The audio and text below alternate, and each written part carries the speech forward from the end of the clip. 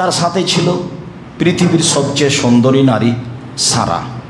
বুখারী মুসলিমের হাদিসে এসেছে পৃথিবীতে সবচেয়ে সুন্দরী মহিলা ইব্রাহিম আলাইহিস সালামের স্ত্রী সারা। হয়তোবা পৃথিবীতে সবার চেয়ে সুন্দরী, আর না হয় সেই যুগে পৃথিবীতে যত নারী ছিল সবার চেয়ে সুন্দরী। ঐতিহাসিকগণ বলতে চেয়েছেন ইউসুফ আলাইহিস সালাম মানুষ হিসাবে সবচেয়ে সুন্দর মানুষ ছিলেন এই জন্য যে ইউসুফ আলাইহিস সালাম পেয়েছিলেন দাদির চেহারা, দাদির রূপ, যার কারণে মানুষ হিসাবে ইউসুফ আলাইহিস সালাম সবচেয়ে সুন্দর মানুষ ছিলেন। বলছিলাম পরিস্থিতি বেকুতি দেখে ইব্রাহিম আলাইহিস সালাম বললেন, সারা তোমাকে যদি জিজ্ঞাসা করে এইটা কে, তাহলে তুমি বলিও এটা আমার ভাই। আমি কিন্তু তাদেরকে বলেছি তুমি আমার বোন। তুমি যদি এখন বলো এটা আমার স্বামী, তাহলে আমি একজন মিথ্যুক মানুষ প্রমাণ হয়ে যাব, যা আমি চাই না। তবে সারা মনে রেখো, মাটির উপরে দুইজন মুসলমান, আমি আর তুমি, এই হিসাবে আমরা দুইজন ভাই বোনও বটে। বহু চেষ্টা করার পরেও রক্ষা হলো না। স্বৈরাচারী শাসকের পক্ষ থেকে সারাকে ডেকে পাঠানো হলো। ইব্রাহিম আলাইহিস সালাম বললেন, ঠিক আছে যাও। এ বলে তিনি নিজে সলাৎ শুরু করলেন। সারা স্বৈরাচারী শাসকের ঘরে ঢুকলেন। ঢুকতেই স্বৈরাচারী শাসক দাঁড়িয়ে হাত বাড়ালো তার গায়ে হাত দেওয়ার জন্য। সারা বললেন, থামেন, আগে ওযু হবে, 2 রাকাত সলাৎ হবে, তারপরে কোনো কথা। তিনি ওযু করলেন, 2 রাকাত সলাৎ আদায় করলেন, তারপরে আল্লাহকে বললেন, আল্লাহুম্মা, হে আল্লাহ, ইন কুনতু আমানতু বিকা ওয়া বিরাসূলিকা, আমি যদি তোমাকে আল্লাহ বলে মেনে নিয়ে থাকি আর তোমার নবী ইব্রাহিমকে বলি না আমি স্বামী, আমি বলছি তিনি নবী, আমি যদি তাকে নবী বলে মেনে নিয়ে থাকি আর আমার জীবনে যদি আমার লজ্জার স্থান আমার স্বামী ছাড়া কাউকে ব্যবহার করতে না দিয়ে থাকি, এই কথা 3টে যদি সত্য হয়, ফালা তুসাল্লে তালায়াল কাফেরা, তাহলে নির্জনে এই স্বৈরাচারী শাসক যেন আমার গায়ে হাত লাগাতে না পারে। যা বললেন তাই হলো, দেরি হলো না। অজ্ঞান হয়ে স্বৈরাচারী শাসক মাটিতে পড়ে গেল, পা ছড়াতে লাগলো, মারা যাবে। সারা দেখলেন বেগতি, মারা গেলে আমরা স্বামী স্ত্রী মানুষ হত্যা করেছি বলে আটকা পড়ব। তখন তিনি বললেন, আল্লাহ, একে বিপদ থেকে বাঁচাও, আমাদেরকেও বাঁচাও। স্বৈরাচারী শাসক ভালো হয়ে গেল, আবারও অন্যায়ের জন্য হাত বাড়ালো। সারা আবারও বললেন পূর্বের কথা, ঘটনা তাই হলো। বারবার যখন 3 বার হয়ে গেল, তখন স্বৈরাচারী শাসক বলল, এই কে আছো? তোমরা তো একে আমার কাছে পাঠিয়েছে, তো মানুষ নয়, এ তো শয়তান, তোমরা একে নিয়ে যাও। আর ইব্রাহিমকে, হাজেরা নামে মেয়েটিকে দাসী হিসেবে, কাজের মানুষ হিসেবে উপঢৌকন দান করে দাও, উপঢৌকন দিয়ে দাও। বলল খারাপ, ফলাফল ভালো। তো সম্মানিত দিনী ভাই বোন, ইনি সারা। এমন কোনো পৃথিবীতে দিনী বোন আছেন যে বিপদে পড়লে এভাবে বলতে পারবেন? দেখেছেন কেমন সাহস, ইমানের কত গতি। বলছেন, আমি যদি তোমাকে বিশ্বাস করে থাকি, আমি যদি ইব্রাহিমকে নবী বলে মেনে নিয়ে থাকি, আমার জিন্দেগিতে আমার লজ্জার স্থান আমার স্বামী ছাড়া কাউকে ব্যবহার করতে না দিয়ে থাকি, কথা ঠিক হলে এই নির্জনে এই লোকজন আমার গায়ে হাত লাগাতে না পারে। এটা তার জোরালো দাবি, বুখারী মুসলিমের হাদিস। হাতে হাতে অজ্ঞান হয়ে গেছে। দেখুন, আপনি যাওয়ার সময় একটা বই নিয়ে যাবেন, উপদেশ। উপদেশ বই একটা আলোচনা আছে আল্লাহ ভরসা, বিবরণগুলি দেওয়া আছে কোরআন মাজিদ থেকে এবং বুখারী মুসলিম থেকে। জীবনে চেষ্টা করেছি মানুষের কাছে সঠিক ধর্ম পৌঁছানো, চেষ্টাতে ত্রুটি করেছি, তা আবার মনে বলে না। যদি ভুল হয়ে থাকে তাহলে চেষ্টাই ভুল হয়েছে। আর যদি ভুল না হয়ে থাকে তাহলে যা বলেছি, যা লিখেছি তা সত্য বলেছি, সত্য লিখেছি। কোনো স্বার্থ দিয়ে কোনো কাজ করিনি বলে আমার দৃঢ়তা। যাক, সারা হাজারাকে সাথে নিয়ে স্বামীর কাছে চলে গেলেন। বললেন স্বৈরাচারী শাসক সফল হতে পারেনি, তাকে আল্লাহ ব্যর্থ করেছে। সে একটা কাজের মেয়ে দাসী হিসেবে হাজারাকে সাথে দিয়েছে। 3 জন মানুষ চললেন স্বদেশে, বসবাস করতে লাগলেন। এক পর্যায়ে সারা হাজেরাকে বললেন, হাজেরা, আমাদের তো কোনো ছেলে মেয়ে নেই, তুমি তো দাসী হিসেবে আসো, তো তুমি আমার স্বামীর সাথে বিবাহ বন্ধনে আবদ্ধ হও, যদি আমাদের কোনো ছেলে মেয়ে হয় ভালো হবে। তো হাজেরা বললেন, দেখেন আপা, যা আছি ভালো আছি, বিবাহ হলে ভালোবাসায় ফাটাল ফাটবে, তখন আমরা টিকতে পারবো না, এমনিতেই থাকি। এরপরেও সারার বারবার বলার কারণে এক পর্যায়ে হাজেরার সাথে ইব্রাহিম আলাইসাল্লামের বিবাহ হয়ে গেল। এতে জন্ম নিল ইসমাইল আলাইসাল্লাম। পরিস্থিতি যা হওয়ার তাই হলো। 2 জনের মধ্যে হাজেরা ও সারার মাঝে গণ্ডগোল দেখা দিল।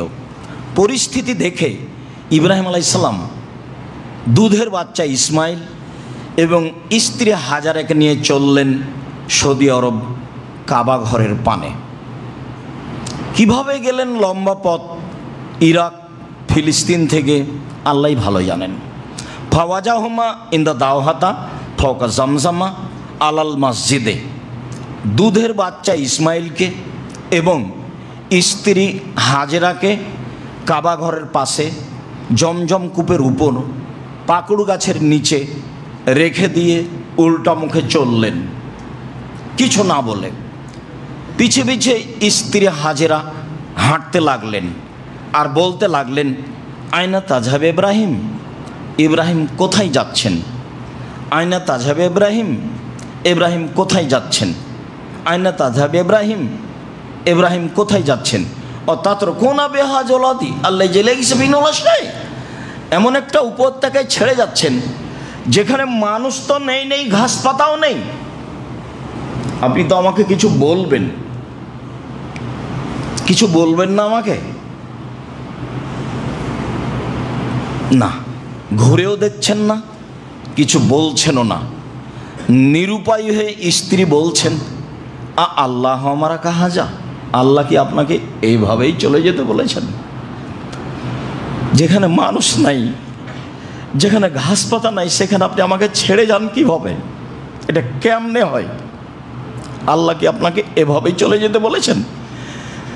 ইব্রাহিম আলাইহিস সালাম ওই দিকে মুখ করে বললেন, নাম,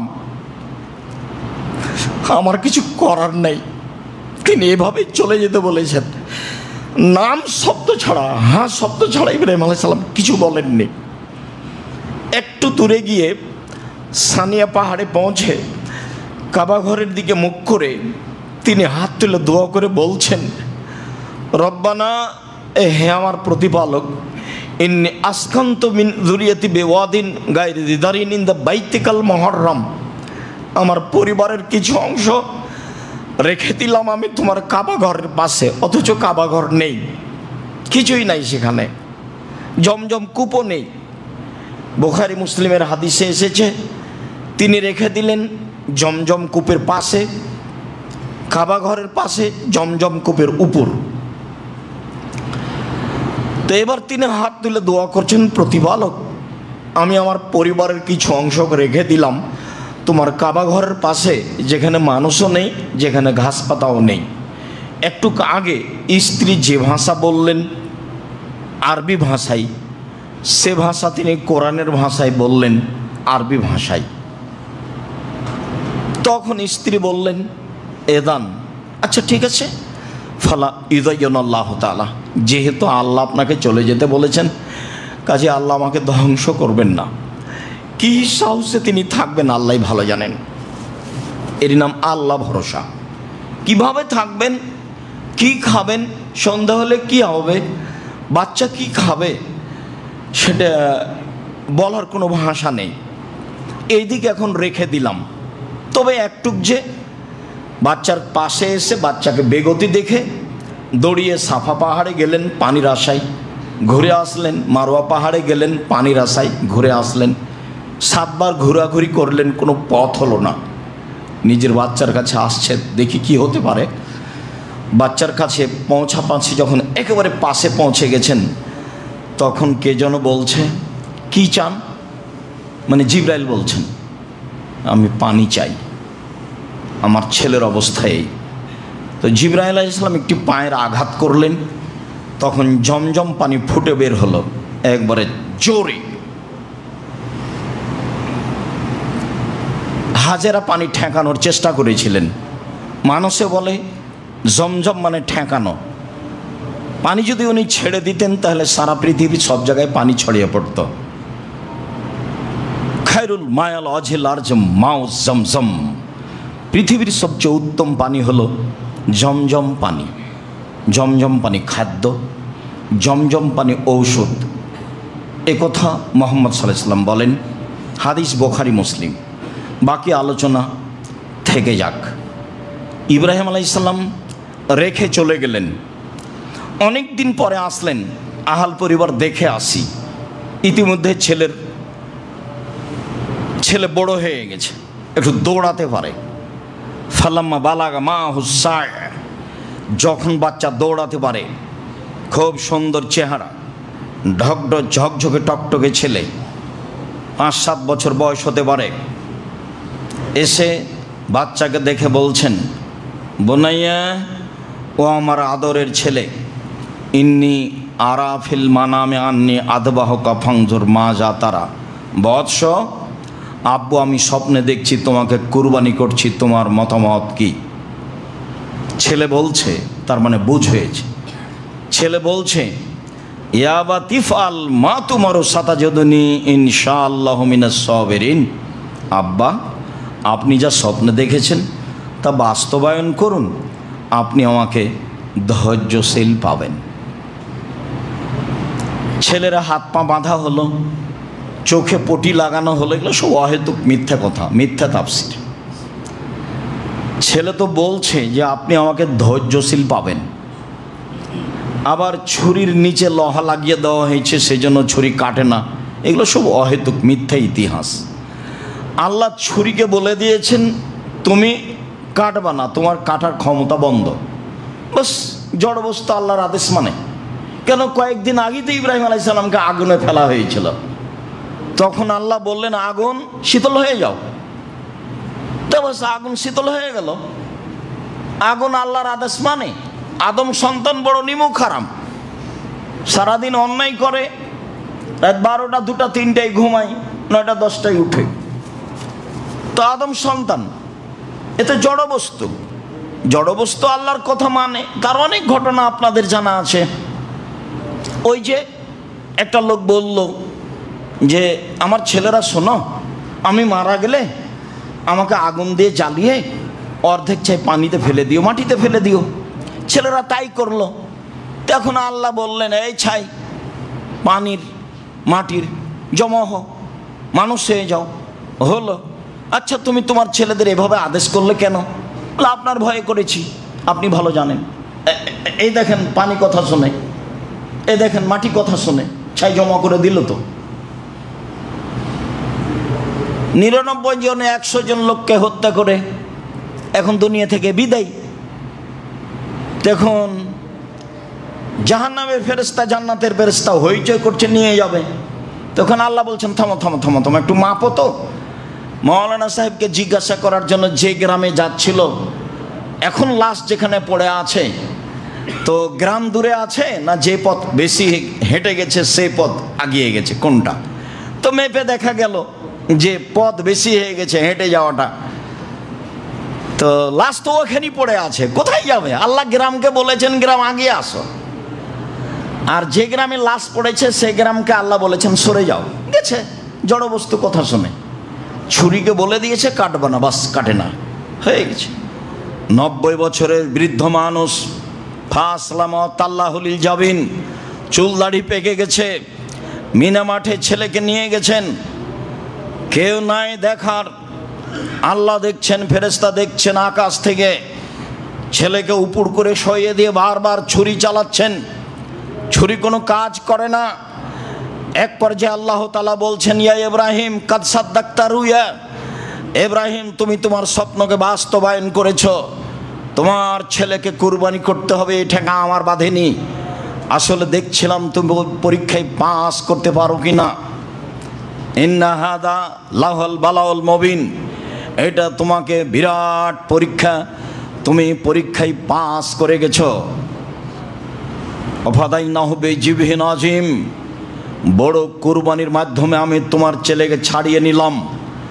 যেই পশুটি আমি আদম আলাইহিস সালামের ছেলের হাবিলের কুরবানি হিসেবে দিয়ে জ্বালিয়ে রেখেছিলাম, সেইটি আবার তোমাকে কুরবানি করতে দিলাম। তুমি সেই পশু কুরবানি করো।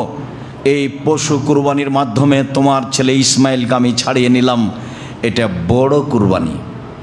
আল্লাহ তাআলা বলছেন বেজিবহিন আযীম, বড় কুরবানি দিয়ে আমি তোমার ছেলেকে ছাড়িয়ে নিলাম।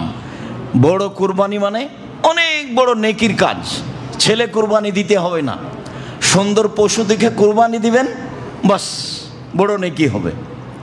মানুষের পাল্লাই পড়ে হুজুরের বক্তব্যের চোটে পরিবর্তন হয়েন না, চলেন এবার কাছাকাছি আসি। ইব্রাহিম আলাইহিস সালামের কুরবানি, আমাদের কুরবানি, মুহাম্মদ সাল্লাল্লাহু আলাইহি ওয়াসাল্লাম কুরবানি সম্পর্কে কি বলেন স্পষ্ট হই। আল্লাহ বুঝে আমাদের তৌফিক দান, আমল করার তৌফিক দান করুক। আল্লাহুম্মা আমিন। আল্লাহুম্মা সাল্লি আলাইহি আল্লাহুম্মা বারিক আলাইহি।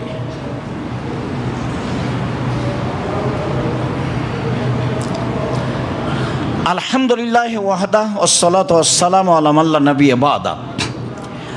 আবু হুরায়রা রাদিয়াল্লাহু তাআলা আনহু বলেন, রাসূল সাল্লাল্লাহু আলাইহি সাল্লাম বলেছেন, মান কানা লাহু সা ওয়ালাম ইজাহি ফালা ইয়াকরাবান্না মুসাল্লানা। যার অর্থ সম্পদ আছে কুরবানি করার, সে যদি কুরবানি না করে তাহলে সে যেন আমার ঈদের মাঠে না আসে। এই কথা মুহাম্মদ সাল্লাল্লাহু আলাইহি সাল্লাম বলেন। তাহলে কি কুরবানি ফরজ? জি না, কুরবানি ফরজ নয়। আল্লাহ রাসূলের একটু জোর দিলেন মানুষ যেন নেকি করে। আবু বকর সিদ্দিক রাদিয়াল্লাহু তাআলা, ওমর রাদিয়াল্লাহু তাআলা মাঝে মধ্যে কুরবানি করতেন না। কেন? যাতে করে মানুষ কুরবানিকে ফরজ মনে না করে। তবে কুরবানি একটি বড় মাধ্যম জান্নাতের। বিশাল কুরবানি দিয়ে আল্লাহ ইব্রাহিমের সন্তানকে ছাড়িয়ে নিয়েছেন। সেই কুরবানি আমাদের কুরবানি। কুরবানির কিছু বিধান। জাবের রাদিয়াল্লাহু তাআলা আনহু বলেন, রাসূল সাল্লাল্লাহু আলাইহি সাল্লাম বলেছেন, লা তাসবাহু ইল্লা মুসিন্না, দাঁত ছাড়া কুরবানি করো না। পশু কেনার সময় দাঁত দেখে নিতে হবে। যদিও ছাগলের বয়স 1 বছর হলে তার দাঁত পড়ে যায়, গরু 2 বছর হলে দাঁত পড়ে যায়, উট 5 বছর হলে দাঁত পড়ে যায়। সাধারণত বাচ্চা ছেলে মেয়ের বয়স 7 বছর হলে সামনের দাঁত পড়ে, এটা স্বাভাবিক বয়স। ভেড়া ভেড়ি, দুম্বা দুম্বি, ছাগল ছাগি 1 বছর হলে দাঁত পড়ে যায়। দাঁত দেখেই কুরবানি করতে হবে, এ কথাই ঠিক। আলী রাদিয়াল্লাহু তাআলা আনহু বলেন, রাসূল সাল্লাল্লাহু আলাইহি সাল্লাম আমাদেরকে আদেশ করেছেন, আন নাস্তাসরিফাল আয়না আল ওজনা, কুরবানি কেনার সময় দেখে নেব চোখ, দেখে নেব কান। কুরবানি কেনার সময় দেখে নেব চোখ, দেখে নেব কান। কান কাটা হয় না যেন, চোখ টেরা হয় না যেন, লেজ সুন্দর হয় যেন, খুর ভালো থাকে যেন। বারা ইবনে আজিব রাদিয়াল্লাহু তাআলা আনহু বলেন, সুইলা রাসূলুল্লাহ সাল্লাল্লাহু আলাইহি সাল্লাম মাজা ইত্তাকা মিনাজ জাহায়া, কুরবানি দেখলে কিনলে কি কি দেখে কিনবো, এটা আল্লাহ রাসূলকে জিজ্ঞাসা করা হয়। তখন আল্লাহ রাসূল বললেন 4টি। 1, আল আরজাওয়াল বাইয়ন জালোহা, স্পষ্ট ল্যাংড়া হয় না যেন। আল আওয়ারওয়াল বাইয়ন আওয়ারোহা, স্পষ্ট কানা হয় না যেন। আল মারিজ আল বাইয়ন মারাদোহা, স্পষ্ট রোগা হয় না যেন। আল আজফা আলিদ লাতনকি, গায়ে গোস্ত নেই এমন হয় না যেন। তাহলে সব মিলে কুরবানির পশু কেনার সময় দেখতে হবে দাঁত আছে কি না, দাঁত উঠেছে কি না, দেখতে হবে চোখ সুন্দর কি না, দেখতে হবে কান কাটা নয় ঝকঝকে টকটকে কি না, দেখতে হবে পায়ে ল্যাংড়া নাকি, দেখতে হবে লেজ কাটা নাকি, দেখতে হবে শিং আছে কি না, দেখতে হবে মোটা তাজা কি না, দেখতে হবে রোগা কি না। সব মিলে দেখে পশু কুরবানি করতে হবে। অত্র বিবরণে বোঝা যায়। সময়ের গতিতে আরও কিছু বোঝা যাবে। আপাতত এই পর্যন্ত বলে আর একটি বিধানে যায়। উম্মু সালমা রাদিয়াল্লাহু তাআলা আনহা বলেন, রাসূল সাল্লাল্লাহু আলাইহি সাল্লাম বলেছেন, মান রাআ জেলালা হেলালা দিলে হিজ্জা, যে ব্যক্তি কুরবানির চাঁদ দেখল, ওয়ারাদা ইউজাহিয়া, এবং কুরবানি করার ইচ্ছা পোষণ করল, ফালা ইয়াখুজ মিন শারিহি ওয়ালা মিন আজফারিহি, সে যেন নখ না কাটে, সে যেন চুল না কাটে, সে যেন নখ না কাটে, সে যেন চুল না কাটে।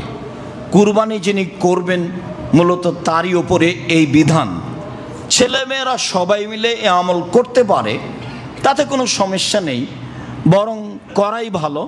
তবে বিধান মূলত যিনি মালিক তার উপরে।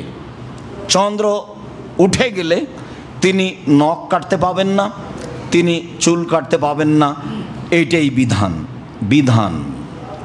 জাবের রাদিয়াল্লাহু তাআলা আনহু বলেন, রাসূল সাল্লাল্লাহু আলাইহি সাল্লাম বলেছেন, আল বাকারাতু আন সাবাতিন ওয়াল জাজুর আন সাবাতিন, গরু 7 জনের পক্ষ থেকে, উট 7 জনের পক্ষ থেকে। গরু কুরবানি করা যায় 7 জনের পক্ষ থেকে, উট কুরবানি করা যায় 7 জনের পক্ষ থেকে।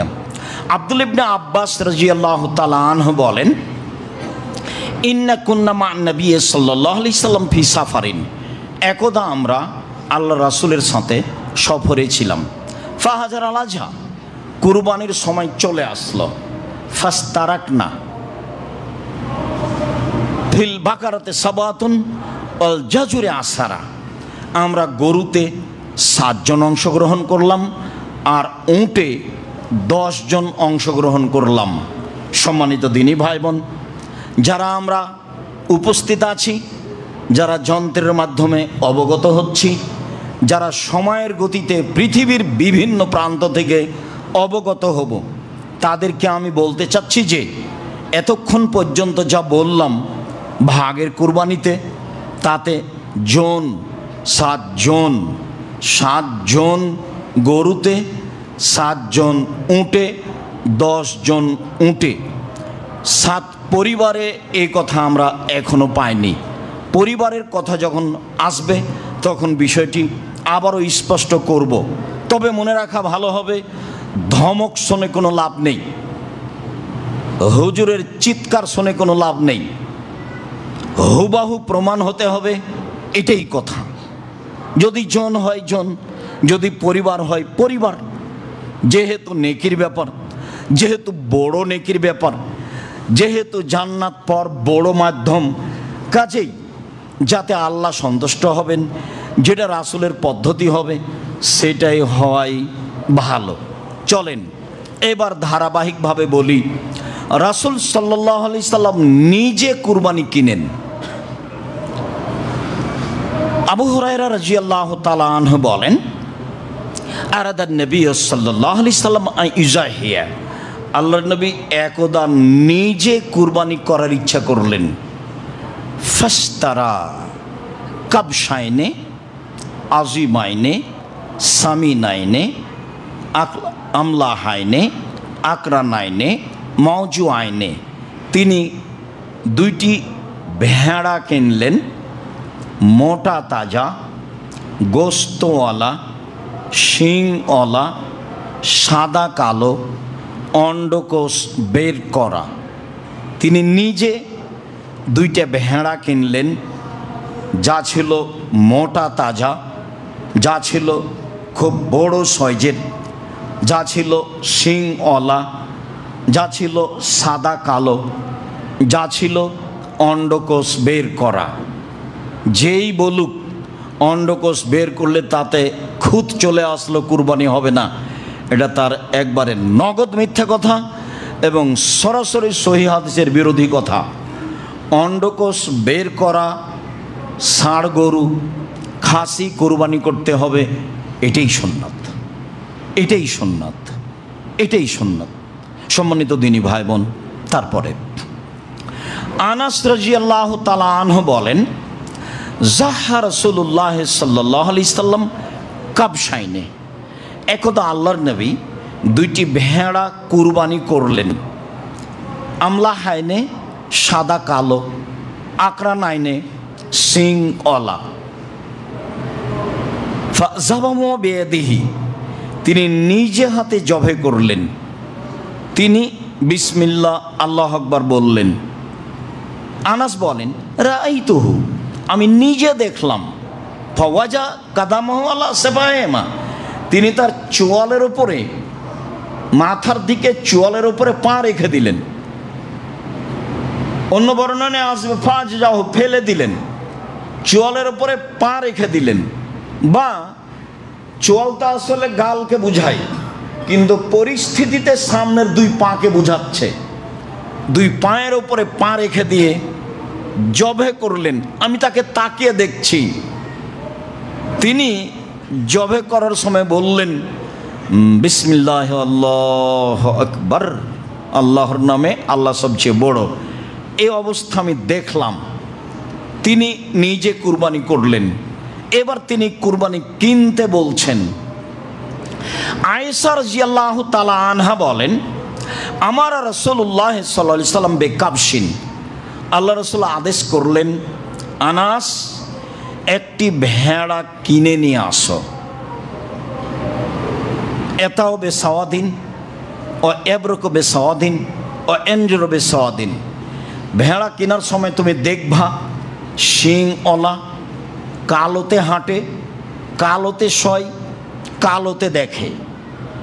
কেনার সময় এটা দেখে, এটা বলে দিচ্ছেন, দেখো যাও একটা ভেড়া কিনো, শিংওয়ালা, কালোতে হাঁটে, কালোতে খায়, কালোতে শয়। মানে কি? পেট কালো। মানে কি? চোখ কালো। মানে কি? পা কালো। তো সব মিলে রঙের মধ্যে কালো ভালো। বিদ্বানগণ বলতে চেয়েছেন যে রহস্য আমরা পূর্ণ উদ্ঘাটন করতে পারি না, আল্লাহই ভালো জানেন। তবে আমরা মনে করছি যে কালো প্রাণী হলে গোশত স্বাদ বেশি হতে পারে, আল্লাহ আলাম। তিনি এ কথা বলেছেন যা হাদিসে এসেছে, স্পষ্ট আপনার সামনে করলাম। ঠৌতিয়ে বেহি লইজে হে বেহি, ঠিক এইরকমই ভেড়া তার কাছে নিয়ে আসা হলো। যখন নিয়ে আসা হলো তখন তিনি বললেন, আয়েশা হালুমিল মুদিয়া, ছুরিটা নিয়ে আসো। এই দিনের পূর্বে ছুরির আরবি যে মুদিয়া তা আমরা শুনিনি, এ কথা সাহাবিগণ বলেন। তো তিনি বললেন, আয়েশা ছুরিটা নিয়ে আসো। সুম্মা কালা, তারপর তিনি বললেন, আয়েশা ওয়াস হাজিহা বেহাজারিন, পাথর দিয়ে তাকে ধারালো করো। ছুরি ধারালো কাজ আমাদের দেশে পুরুষে করে। আল্লাহর নবী আয়েশাকে বলছেন, প্রায় সব কথাই তিনি আয়েশাকে বলতেন, আদেশ করতেন, আয়েশা জায় নামাজটা নিয়ে আসো, আয়েশা এক গ্লাস পানি নিয়ে আসো, আয়েশা আমার মাথার চুল চিরুনি করে দাও, আয়েশা ছুরি নিয়ে আসো, আয়েশা ছুরিটা ধারালো করে নিয়ে আসো। বুঝতে পারছেন? আমার দিনী বোনদেরকে এখানে আর একটা কথা বলে রাখছি, সারা পৃথিবীর যত দিনী বোন বাংলা ভাষায় শরীয়ত অবগত হবেন, হচ্ছেন, আল্লাহর নবী স্ত্রীর নাম ধরে রাখতেন। একটু আগে চলে গেল বুখারী মুসলিমের হাদিস, ইব্রাহিম আপনি কোথায় যাচ্ছেন, ইব্রাহিম আপনি কোথায় যাচ্ছেন? তাতরুকুনা বিহা জলাদি আজ লাইসা ফিহা ইনশাআল্লাহ শায়। আপনি এমন একটা উপত্যকা রেখে যাচ্ছেন যেখানে মানুষজন নেই, ঘাস পাতাও নেই, বারবার স্বামীর নাম ধরে ডাকছেন। তো ইব্রাহিম কি কোনো সাধারণ মানুষ? ইব্রাহিম আমার মত আর আপনার মতো দেশের প্রেসিডেন্ট, দেশের মন্ত্রী? ইব্রাহিম আলাইহিস সালামের কাছে আপনার 5 পয়সা দাম আছে? পৃথিবীর এত বড় মানুষকে তার স্ত্রী বলছেন ইব্রাহিম, মানে স্বামীর নাম ধরে ডাকাই ভালো। কেউ যদি বলে স্বামীর নাম ধরে ডাকলে বেয়াদবি, বেয়াদবি বলাই বেয়াদবি। মানুষের নাম ধরে ডাকতে হবে, এটাই সুন্নাত। দেশের কোন কোন জায়গাতে আছে, কোন মহিলা যদি স্বামীর নাম ধরে ডাকে তাহলে তার স্বামী মারা যাবে, ও স্বামীকে খেয়ে নিলে, ও হলো কুলক্ষণী বউ। এগুলো প্রথা আছে। পরস্পরের নাম ধরে ডাকলে ভালোবাসা, ভ্রাতৃত্ব বাড়ে। দেখেন না, আপনি বারবার বলছেন আয়েশা ছুরিটা নিয়ে আসো, ছুরিটা ধারালো করে নিয়ে আসো, ফাফালাত, তাই করলেন। ফাঁকা যাহা, ভেড়াটা হাতে নিলেন, ওয়াখাজাল কাবসা, ছুরিটা হাতে নিলেন, ভেড়াকে হাতে নিলেন। আয়েশা বলছেন ফাজা যাহু, তিনি ফেলে দিলেন, দিয়ে বলছেন বিসমিল্লাহ আল্লাহুম্মা তাকাব্বাল মিন মুহাম্মদ ওয়া আলে মুহাম্মদ ও উম্মতে মুহাম্মদ। আল্লাহ, তোমার নামে কুরবানি করছি, এটা তুমি কবুল করো মুহাম্মাদের পক্ষ থেকে, মুহাম্মাদের পরিবারের পক্ষ থেকে, মুহাম্মাদের উম্মতের পক্ষ থেকে। বিসমিল্লাহ আল্লাহুম্মা তাকাব্বাল মিন মুহাম্মদ ওয়া আলে মুহাম্মদ। আপনি এখন বলবেন বিসমিল্লাহ আল্লাহু আকবার, আমার পক্ষ থেকে, আমার পরিবারের পক্ষ থেকে, দিয়ে জবে করা শুরু করবেন। বাকি আরবি আপনার বলার দরকার নাই। বিসমিল্লাহ আল্লাহু আকবার, আমার পক্ষ থেকে, আমার পরিবারের পক্ষ থেকে। এবার চলেন যাই, ধারাবাহিক কয়েকটা হাদিস পেশ করি যে আপনার পক্ষ থেকে আর আপনার পরিবারের পক্ষ থেকে একটি প্রাণী কুরবানি করতে হবে। প্রমাণে এই বুখারী মুসলিমের হাদিস 1, যেটা এখন বললাম। এইটা, এই যে বলছেন আল্লাহ তুমি এই কুরবানি কবুল করো আমার পক্ষ থেকে, মুহাম্মাদের পরিবারের পক্ষ থেকে, আর মুহাম্মাদের উম্মতের পক্ষ থেকে। তাহলে তার পক্ষ থেকে আর তার পরিবারের পক্ষ থেকে একটি ভেড়া কুরবানি করলেন। হাদিস বুখারী মুসলিম 2। আয়েশা রাদিয়াল্লাহু তাআলা আনহা বলেন ইন্না রাসূলুল্লাহ সাল্লাল্লাহু আলাইহি সাল্লাম আনহারা আন আলি মুহাম্মদ ফি হাজ্জাতিল ওয়াদায়ে বাকারাতান ওয়াহিদা। আল্লাহর নবী তার পরিবারের পক্ষ থেকে একটি গাভী গরু কোরবানি করেছিলেন বিদায় হজে। হাদিস বুখারী। আল্লাহর নবী তার স্ত্রীদের পক্ষ থেকে, তার পরিবারের পক্ষ থেকে একটি গাভী, একটি গরু কুরবানি করেছিলেন। হাদিস বুখারী। আব্দুল্লাহ ইবনে হিশাম বলেন কানা নবী সাল্লাল্লাহু আলাইহি সাল্লাম ইজাহি বিসাত আন জামিয়া আহলিহি। আল্লাহর নবী একটি ভেড়া কুরবানি করেছিলেন তার পরিবারের সবার পক্ষ থেকে। একটি ভেড়া কুরবানি করেছিলেন তার পরিবারের সবার পক্ষ থেকে। মেখনাফ ইবনে হানিফ বলেন যে ইন্না কুন্না মান নবী সাল্লাল্লাহু আলাইহি সাল্লাম বেআরাফাতা ফি হাজ্জাতিল ওয়াদায়। আমরা রাসূলের পাশে ছিলাম বিদায় হজের দিন। আমরা রাসূলের পাশে ছিলাম বিদায় হজের দিন।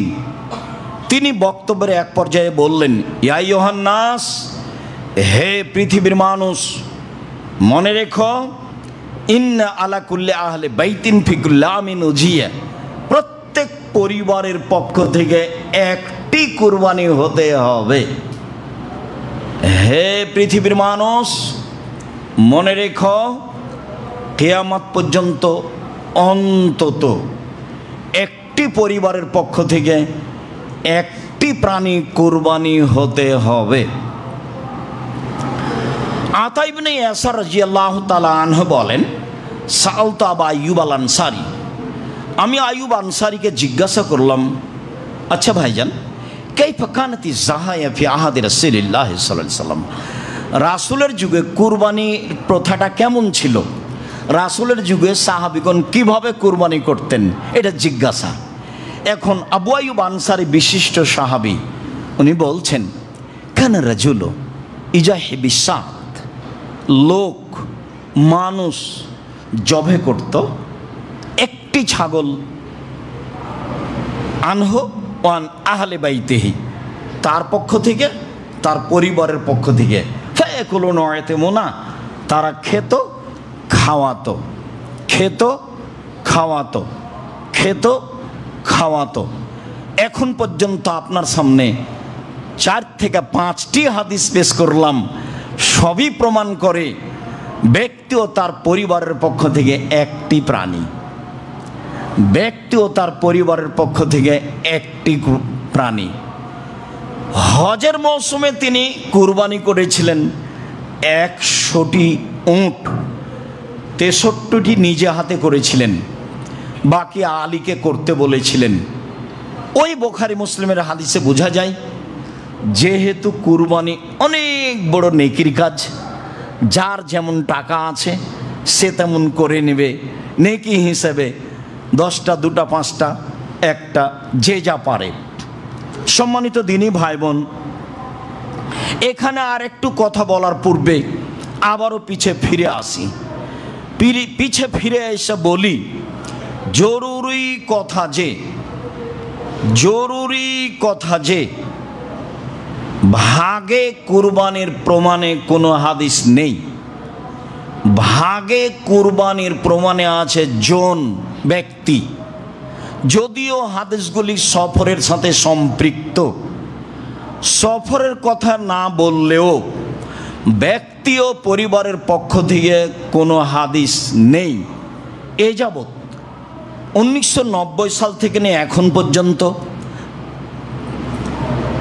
7 পরিবারের পক্ষ থেকে একটি প্রাণী কুরবানি করতে হবে এমন কোনো হাদিস আমরা অবগত হতে পারিনি। এদেশের আহলে হাদিস হিসেবে একজন বড় মাওলানা ছিলেন আব্দুল্লাহিল কাফি আল কুরাইশি রাহিমাহুল্লাহ, জমিয়তের প্রধান ব্যক্তি ছিলেন এবং বড় পণ্ডিত মানুষ ছিলেন। আল্লাহ তাকে মাফ করুক, তার কবরের শাস্তি মাফ করুক, তার কবরকে প্রশস্ত আলোকিত করুক। তিনি বলেছেন, একটি গরুতে 7টি পরিবার অংশগ্রহণ করবে এমন কোনো হাদিস অবগত আমি নই। আর আমি আব্দুর রাজ্জাক বিন ইউসুফ সাধারণ মানুষ, একেবারেই সাধারণ। আপনাকে আমি খুব ভালোবাসি। আমার দীর্ঘ 35 বছরের তদন্তে আমার বিদ্যা কম, তদন্ত করি বেশি, আপনার বিদ্যা বেশি, এটা আমি মেনে নিই। আমার তদন্তের অভাব নাই আলহামদুলিল্লাহ। তাতে আমার অবগতিতে একটা গরুতে, একটা প্রাণীতে 7টা পরিবার অংশগ্রহণ করবে এমন কোনো হাদিস এ যাবৎ প্রমাণ হয়নি, কিয়ামত পর্যন্ত প্রমাণ হবে না বলে আমার জোরালো দাবি। সম্মানিত দিনী ভাই বোন, ইনশাআল্লাহ। এরপরে আমি বলছি, পরিবারের পক্ষ থেকে পশু কুরবানি করুন। টাকা বেশি আছে, ঢাকায় ব্যবস্থা রয়েছে আজও উট কুরবানি করার, করেন, উট কুরবানি করেন, বেশি নেকির ব্যাপার, একাধিক করেন।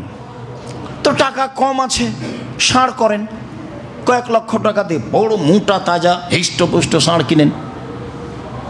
টাকা কম আছে, খাসি কিনেন। টাকা কম আছে, ছাগি কিনেন। ছাগি বুঝি না, যেগুলো বাচ্চা দেয়। টাকা কম আছে, ভেড়া ভেড়ি কিনেন। আজও বাজারে ভেড়া ভেড়ির দাম সবচেয়ে কম। একটা ভাগা নিতে যা টাকা লাগবে তাতে অন্তত 3টে ভেড়া কিনে পাওয়া যাবে। আপনি কার কথাই পড়ে ভাগে কুরবানি কিনতে গেলেন, আবার কলিজা নিয়ে সমস্যা, আবার হাড় নিয়ে সমস্যা, আবার ভাগ নিয়ে সমস্যা। এতদিন তো নাড়ি ভুঁড়ি নিত না মানুষ, এখন তো নেই। নাড়ি ভুঁড়ি নিয়ে সমস্যা, পা নিয়ে সমস্যা। এত বোঝা আপনি কেন মাথায় করতে গেলেন? যতই ধমক দেখাক না কেন বলার গতি এভাবে আছে, কে বলেছে চলবে না, এইভাবে বলা আছে।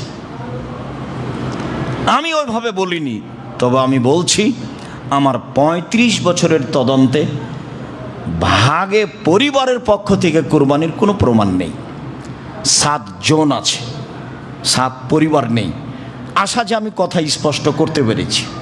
সম্মানিত দিনী ভাই বোন, দ্বিতীয় যেটা বলতে চাচ্ছি সেটা হলো এই যে দেখে কিনতে হবে ঠিকঠাক আছে কিনা, কান, নাক, লেজ, দাঁত, পা রোগা কিনা, মোটা তাজা কিনা, শিং আছে কিনা। শুনুন, হাদিস সহি। কিনে নিয়ে এসে যদি শিং ভেঙে যায় তাহলে এটা বিক্রি করে দেন, আর একটা কিনেন। যদিও অনেকে বলতে চেয়েছেন যে কিনে যদি নিয়ে আসার পরে ভেঙে যায় তাহলে করতে পারে, আপনি পরিবর্তন করে দেন, সেটাই ভালো। নিখুঁত প্রাণী কুরবানি করেন। আমি আপনাকে জোরালোভাবে অনুরোধ জানাচ্ছি, আপনি আমার দিনী ভাই, আপনি আমার দিনী বোন, জরুরি কথা যে চন্দ্র উঠলে নখ কাটা যাবে না, চুল কাটা যাবে না, এটাই বিধান। তবে পশু প্রাণী প্রয়োজনে জবে করতে পারেন। আত্মীয় স্বজন এসেছে, গরু ছাগল জবে করবেন না, সেটা করেন, তাতে কোনো সমস্যা নেই। আপনি নখ কাটতে পাবেন না, আপনি চুল কাটতে পাবেন না। জরুরি বিধান যে যেহেতু বড় নেকি, যার যত টাকা বেশি সে তত দামি পশু কিনবে, একাধিক কিনবে, এ কথাই ঠিক।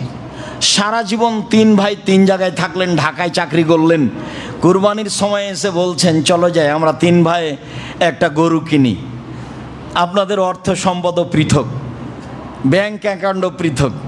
আজকে কোন দুঃখে 3 ভাইয়ের টাকা দিয়ে একটা গরু কিনলেন? হ্যাঁ, আমার পরামর্শ শোনেন, 3 ভাইয়ের টাকা দিয়ে একটা গরু কিনেন, সেটা আপনার আব্বার নামে করেন, আর আপনারা 3 ভাই মিলে 3টা ছাগল কুরবানি করেন, তাহলে সবারই হলো। দেখেন তো পরামর্শটা ভালো হয় কিনা, এটাই হতে হবে।